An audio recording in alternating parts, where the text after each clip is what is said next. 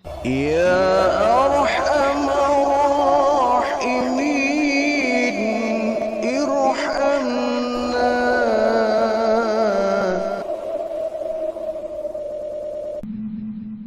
Tidak seperti ibadah sholat misalkannya. Rukun puasa hanya ada dua ya. Pertama yaitu niat. Setelah niat yang kedua adalah berusaha menjauhi apa yang membatalkan puasa. Tadi semenjak waktu subuh ya sampai datangnya waktu maghrib. Bahasa simpelnya begitu, sampai datangnya waktu maghrib. Jadi durasinya dari mulai azan subuh sampai azan maghrib.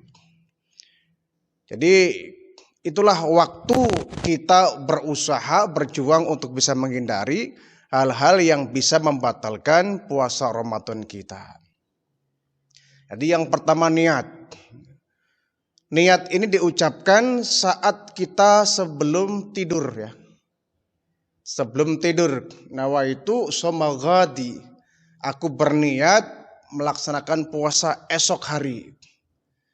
Berarti kalau ghadi kita tujukan untuk puasa kita di esok hari, artinya niat itu kita baca ketika malam hari. Bukan ketika sahur ya. Kalau kita membaca niat itu ketika sahur, kalau itu shoma ghadi berarti niat puasa kita bukan untuk di hari itu, tapi untuk esok hari itu. Nah, niat ini ya boleh menggunakan lafaz, boleh pula tidak. Karena niat yang paling utama adalah di dalam hati, bukan pada mulut. Jadi yang menggunakan nawaitu shoma ghadi mangga, tanpa menggunakan kalimat itu ya persilakan. Yang penting kita ada niat. Nah, setelah niat kita baru berusaha berjuang untuk bisa memperbagus puasa kita, menghindari hal-hal yang bisa membatalkan puasa kita maupun hal-hal yang bisa membatalkan nilai pahala puasa kita. Itu rukun puasa. Karena puasa ini ibadah yang tanpa gerakan ya. Kalau kita sholat itu kan ada takbiratul ihram ya. Ada rukuknya, ada i'tidalnya, ada sujudnya, ada duduk di antara dua sujud, ada tahiyat, ada salam, itu ada gerakannya. Tapi kalau ibadah puasa, ini ibadah yang sirri tanpa terlihat. Sehingga orang yang berpuasa itu tidak bisa dicirikan. Beda dengan orang yang ibadah sholat misalkan ya. Kalau ia sholat, ada cirinya, dia berdirinya, ada sujudnya, ada salamnya, ada ciri bahwa dia sedang sholat. Tapi kalau puasa, tidak ada ciri-cirinya. Nah itu rukun puasa. Kemudian, apa sih yang membatalkan puasa itu? Orang kalau sudah batal puasanya, artinya puasanya harus diulang. Diulangnya bukan di esok harinya, tentu tidak ya. Tidak ada waktu untuk mengulang ketika bulan Ramadan ya. Kita terus berjalan mengalir dari waktu ke waktu. Tidak kemudian hari ini kita batal puasanya, besok kita menggantinya, mengkodoknya. Nanti akhirnya puasa kita melebihi 1 Syawal, itu tidak boleh. Ya, itu tidak boleh. Ramadan harus berakhir sampai sebelum tibanya bulan Syawal itu. Jangan sampai Ramadan kita sampai melebar luas melebihi bulan Ramadan masuk ke bulan Syawal. Maka mengkodoknya adalah di bulan-bulan setelah bulan Ramadan. Ya, min ayyamin ukhar. Beberapa hari setelah bulan Ramadan. Boleh di bulan Syawalnya, boleh di bulan Dzulqa'dah, Dzulhijjah, dan seterusnya. Jadi itu kalau kita batal puasanya, ya harus kita ulang, kita qadha. Bukan misalkan jam 8 pagi kita batal puasanya, kita ulang kembali, niat kembali, bukan ya. Jangan salah tafsir, salah pengertian. Kalau kita batal puasanya harus diulang niatnya, diulang kembali. Jam 10 kita batal, kita niat kembali, kita lanjutkan puasa kita. Ya tidak begitu. Jadi mengulangnya melalui puasa yang namanya puasa qadha. Yang membatalkan puasa itu ada 6 ya. Pertama, makan dan minum. Tentunya dengan sengaja itu. Makan dan minum dengan sengaja membatalkan puasa. Berarti kalau begitu tidak sengaja nggak batal, Pak. Betul. Kalau tidak sengaja karena lupa tidak membatalkan puasa. Sebagaimana yang baginda Rasulullah sampaikan bahwa man nasiya wa huwa shaim, barang siapa dia dalam kondisi lupa bahwa dia sedang berpuasa, fa'akala aw syariba, maka dia makan atau minum. Dia makan atau minum. Falyutimma shamu, maka sempurnakanlah puasanya. Fa innama atma'ahullahu wasaqah. Sesungguhnya Allah memberikan rezeki kepada orang tersebut. Ya. Jadi apabila ada orang berpuasa, dia lupa. Lupa kan berarti natural ya, sesuatu yang alami yang tidak bisa dibikin-bikin. Sedang puasa dia lupa makan, minum.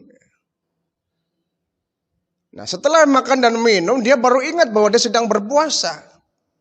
Maka itu tidak membatalkan puasa ya. Tidak membatalkan puasa. Kalau lupanya benar-benar lupa. Lain cerita kalau lupanya dibikin-bikin itu. Pura-pura lupa, oh ya nggak bisa. Allah lebih tahu ya yang terdetik dalam hati kita. Misalkan kita pulang kerja nih di hari pertama biasanya ya. Hari pertama kita barangkali mungkin jarang-jarang puasa misalkan ya. Pulang kerja kita lapar dan haus. Kemudian kita langsung menuju ke tempat meja makan, di situ ada makanan, ada minuman. Kita lupa makan, minum sampai habis.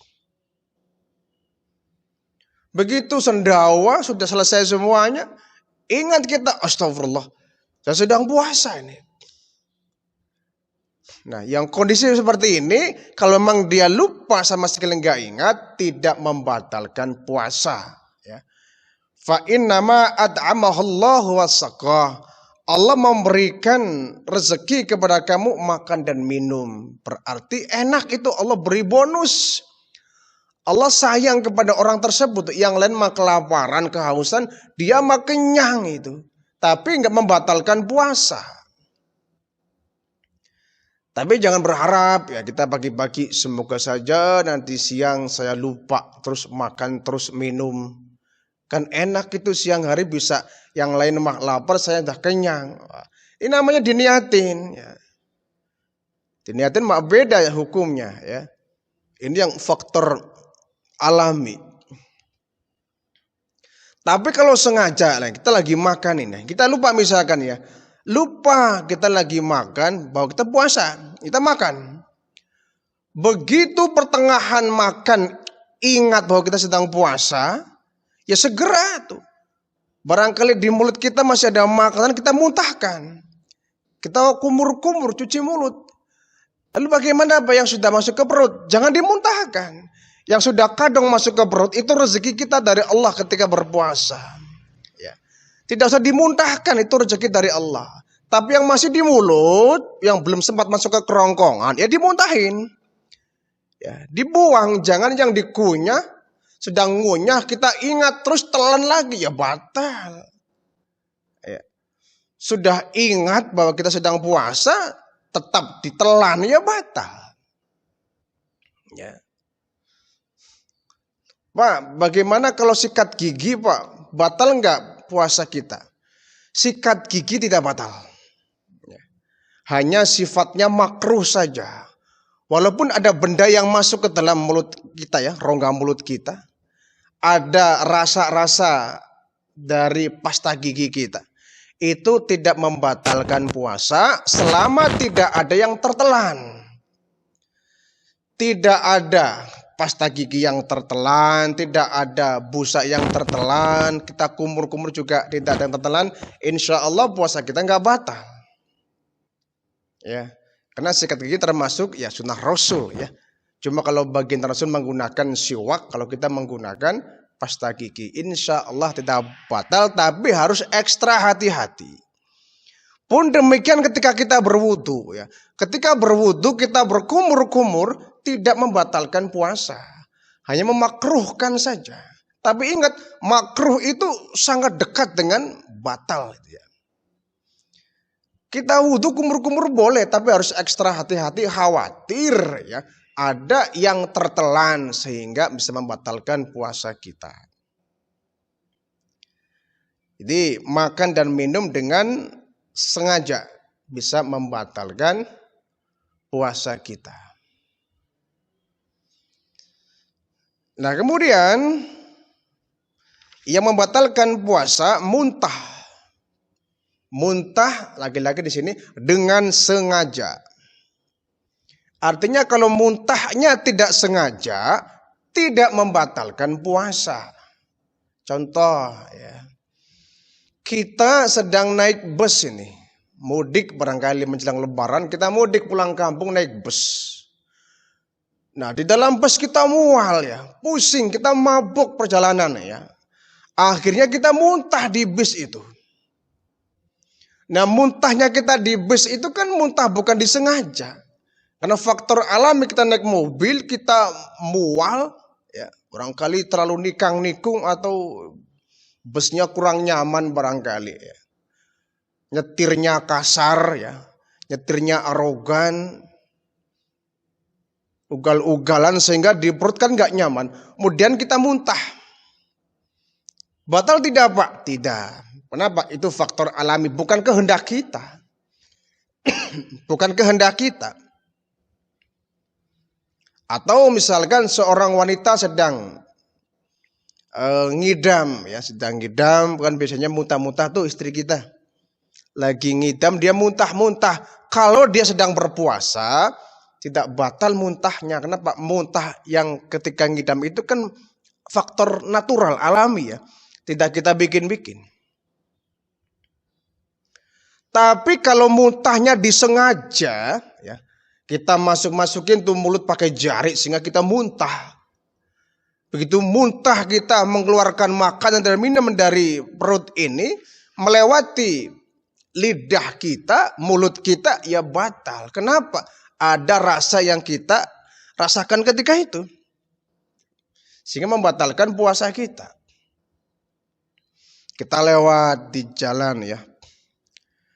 Kita mencium bau bangkai tikus misalkan di jalan yang kita lewati, baunya nggak kira-kira, baunya sangat menyengat, bahkan kita mual sampai muntah. Itu juga faktor alami, ya. Bukan dibikin-bikin. Yang seperti itu insya Allah tidak membatalkan puasa. Jadi muntah dengan sengaja itu bisa membatalkan puasa. Tidak sengaja insya Allah tidak batal, tapi kalau faktornya faktor sengaja, membatalkan puasa kita ya. Yang ketiga, seorang suami dan istri yang bersetubuh dengan pasangannya, jelas ini batal ya. Suami istri berhubungan badan di siang hari batal ya. Tapi di malam hari tidak. Kalau malam hari itu areal bebas larangan ya. Sesuatu yang membatalkan puasa kita kerjakan di malam hari ya nggak jadi masalah. Kenapa? Sudah kita cut puasa kita saat beduk maghrib. Itu batas kita boleh melakukan apapun yang dilarang ketika berpuasa. Suami istri siang hari dia bersetubuh, jelas ini membatalkan puasa. Sudah ada dua ini. Sudah dia hubungan intim mengeluarkan sperma lagi. Oleh karena itu Ibnu Abbas pernah kedatangan seorang pemuda ya. Anak muda, tapi dia sudah berkeluarga, tidak punya istri. Wahai Ibnu Abbas, saya mau bertanya. Iya, apalah. Saya sedang puasa Ramadan, lalu boleh nggak saya mencium istri saya? Kata Ibnu Abbas, tidak boleh. Tidak boleh, tidak boleh. Ya sudah kalau begitu. Nurut ini pemuda nggak punya komentar itu. Tidak selang lama datang seorang laki-laki sudah usia lanjut, sudah kakek-kakek. Wahai Ibnu Abbas, saya sedang puasa Ramadan. Ya. Boleh nggak saya mencium istri saya? Oh boleh. Boleh. Boleh. Boleh. Ini pemuda tadi protes. Ya. Wahai Ibnu Abbas, kok diskriminatif? Tadi saya nggak boleh mencium istri saya. Barusan laki-laki tadi boleh mencium istri, kok pilih-pilih begini? Karena Ibnu Abbas, kalau kau masih muda, ya, syahwatnya masih kuat, libidonya masih membara, kau puasa Ramadan mencium istri, nanti khawatirnya libido bergejolak, syahwat pun memuncak. Yang dikhawatirkan sedang berpuasa, kamu nggak tahan menahan nafsu, kau berhubungan badan dengan istrimu, membatalkan puasa. Ya, bukan cuma membatalkan puasa, kau kena dam, kau kena sanksi, kau kena hukuman. Ya. Kalau yang tadi, kakek tadi, dia sudah kakek-kakek. Nafsu syahwat sudah mulai menghilang, libidonya sudah membeku, ya. Dia sudah nggak terangsang lagi syahwatnya. Dia mencium istri insya Allah aman, gak ada rangsangan apa-apa. Ya. Kalau kamu masih tegangan tinggi, khawatir kamu lagi puasa nyium istri, kau terangsang untuk melakukan yang lainnya. Itu yang membatalkan puasa.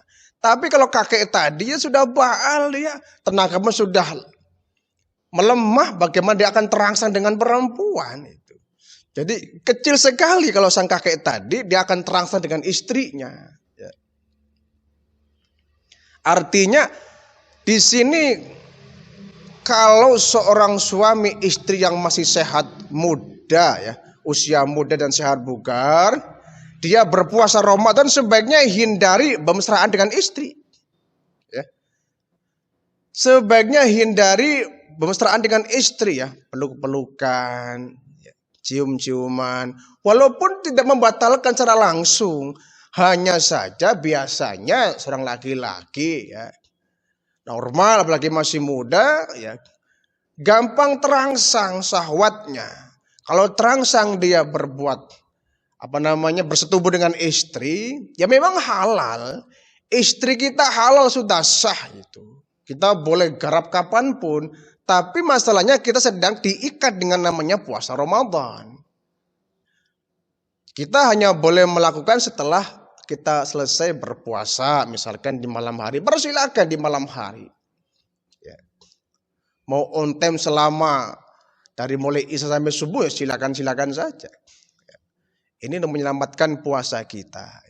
Ya sama makanan, minuman itu kan halal. Ya. Halal secara hukum halal secara fisik, ya dia makanan halal itu, ya. Tetapi karena kita terikat dengan puasa Ramadan, makanan yang halal bisa diharamkan. Kenapa? Makanan itu bisa membatalkan puasa kita. Bersetubuh, ya. Tetapi kalau di malam hari nggak jadi masalah, ya. Ahilal lakum latasyamir rafasu ila nisaikum. Dihalalkan kalian berhubungan badan dengan istri kalian, ya. Lailatul syam, di malam hari pada bulan puasa. Yang tidak boleh itu di siang hari. Kalau malam hari boleh-boleh saja. Ya. Boleh-boleh saja. Tuh, yang keempat yang bisa membatalkan puasa kita, keluar darah haid ataupun nifas. Tentu ini berlaku kepada seorang wanita, ya. Tidak dengan seorang laki-laki. Seorang laki-laki sampai mati pun gak akan pernah dia mengeluarkan darah haid. Tadi mana keluarnya itu kan. Paling-paling mimisen. Nah, itu juga mimisen mah nggak membatalkan puasa ya, karena dia keluar bukan di lubang kemaluan. Laki-laki tidak ada liburnya, tapi kalau perempuan ada ya. Dia ada libur tidak sholat, dia ada libur tidak puasa ketika masa-masa menstruasi itu. Seorang perempuan sedang haid ataupun nifas, dia nekat berpuasa, ya jelas tidak sah puasanya. Ya, dia diberikan dispensi untuk libur. Ketika dia berpuasa, tiba-tiba dia keluar darah haidnya, seketika itu juga puasanya batal. Walaupun nanggung Pak, mau maghrib Pak ini. Mau maghrib ke ya. 10 menit lagi mau maghrib, atau misalkan 5 menit lagi mau maghrib, keburu keluar darah haidnya, tetap itu membatalkan puasa kita. Kalau keluarnya malam Pak, oh ya malam sih enggak. Berarti puasa kita tadi siang utuh karena keluar haidnya waktu malam. Demikian pula seorang ibu-ibu yang sedang barangkali ketika puasa Ramadan, dia hamil besar, ya, hamil tua 9 bulan. Dia berpuasa. Nah, di tengah hari dia terasa perutnya melilit sakit, ingin melahirkan. Nah, begitu dia melahirkan di hari itu, masih di siang hari, maka puasanya otomatis batal. Otomatis puasanya batal. Ada hadas besar yang dia keluarkan, namanya nifas. Di nifas dengan haid sama-sama hadas besar yang bisa membatalkan puasa kita. Hadas kecil tidak, ya. Hadas kecil hanya membatalkan wudhu dan sholat kita, tidak membatalkan puasa. Kalau puasa itu yang bisa membatalkan adalah hadas besar, ya. Kalau hadas kecil hanya membatalkan wudhu dan sholat kita. Ya, tidak bisa membatalkan puasa kita. Misalkan kita sedang puasa, kentut, buang angin, ya nggak batal puasanya. Ya, kita sedang puasa, buang air besar, ya, di kamar mandi, buang kotoran, buang najis, nggak batal puasanya. Hadas kecil tidak bisa membatalkan puasa. Kencing, nggak batal. Hanya membatalkan wudhu dengan sholat kita. Kita habis wudhu, kentut, ya batal wudhu kita. Puasanya tidak. Yang membatalkan puasa itu hadas besar, yaitu keluarnya darah haid maupun darah nifas bagi seorang perempuan. Yang kelima, orang yang mengalami kegilaan, ya. Dia sedang puasa, tiba-tiba dia stres berat, sampai depresi, sampai setengah gila yang kemudian memorinya menghilang, ya.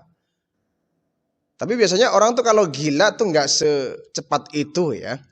Orang kan kalau gila tuh biasanya tuh ada prosesnya itu, nggak langsung tiba-tiba nggak sadar memorinya hilang. Orang gila tuh biasanya tuh dari mulai sadar, normal, sehat, tiba-tiba dia suka diam, suka melamun, kan? Tiba-tiba dari ngelamun, berangsur menjadi dia ketawa sendiri, dia menangis sendiri, dia ngomong sendiri, baru dia proses kegila yang paling parah, ya. Dia sudah nggak ingat namanya, dan nggak ingat di mana, nggak ingat orang terdekatnya. Sampai kemudian dia pun telanjang bulat di depan orang pun dia nggak malu. Karena apa? Sedang tidak sehat, terganggu jiwanya, memorinya menghilang, sehingga dia akan membatalkan puasa seandainya dia sempat puasa, ya. Sehingga orang yang gila itu puasa ya tidak sah itu, ya. Orang gila itu manusia free, itu manusia bebas, manusia merdeka. Dia nggak dikenai hukum apapun. Nggak dikenai hukum pidana maupun hukum dari Allah, ya. Orang gila membunuh orang nggak bakal dipidana itu, ya. Orang gila umpama dia mabok nggak bakal diciduk polisi. Orang gila mengkonsumsi narkoba umpama, ya, nggak bakal kena pasal orang gila. Orang gila dia nggak puasa Ramadan tidak berdosa. Orang gila tidak sholat 5 waktu, dia nggak berdosa. Orang gila memperkosa orang, nggak dosa. Orang gila membunuh orang, tidak berdosa. Orang gila menenggak minuman keras, tidak berdosa. Tidak berdosa, kenapa? Akalnya tidak waras. Nah makanya kalau di TV-TV kadang ya kita melihat ada kasus pembunuhan. Ada kasus pembunuhan, kemudian diceklah si pelaku ini, ya tersangka ini, dicek kejiwaannya. Kalau seumpama dicek kejiwaannya terganggu, mungkin saja dia terbebas dari jeratan hukum itu.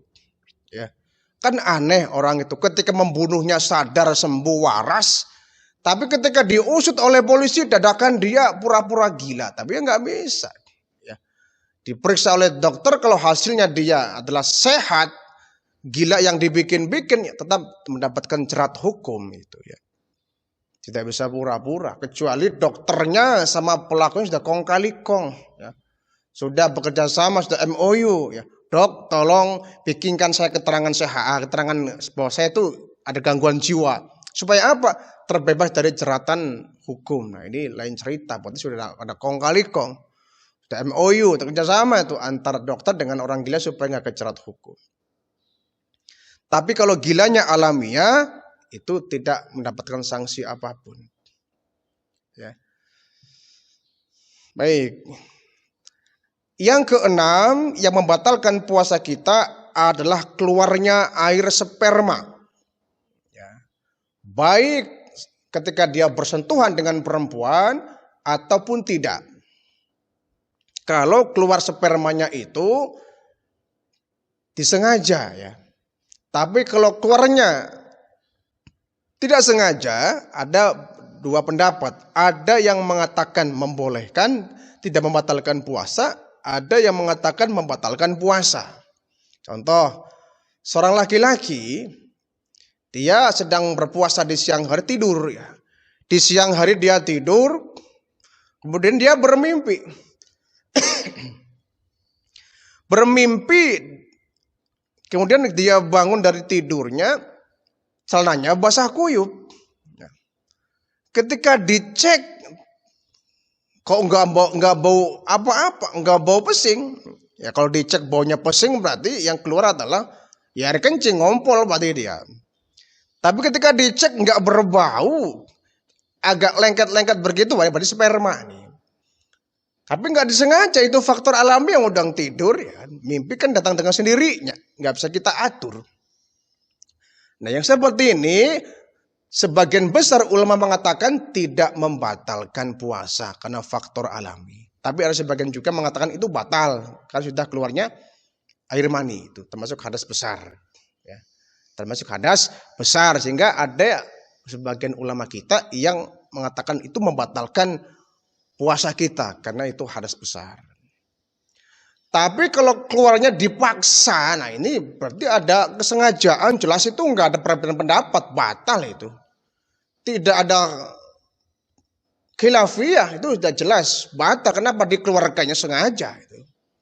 Ya, dikeluarkan dengan sengaja lain cerita, ini bisa membatalkan puasa. Onani misalkan ya, seorang laki-laki dia onani di siang hari.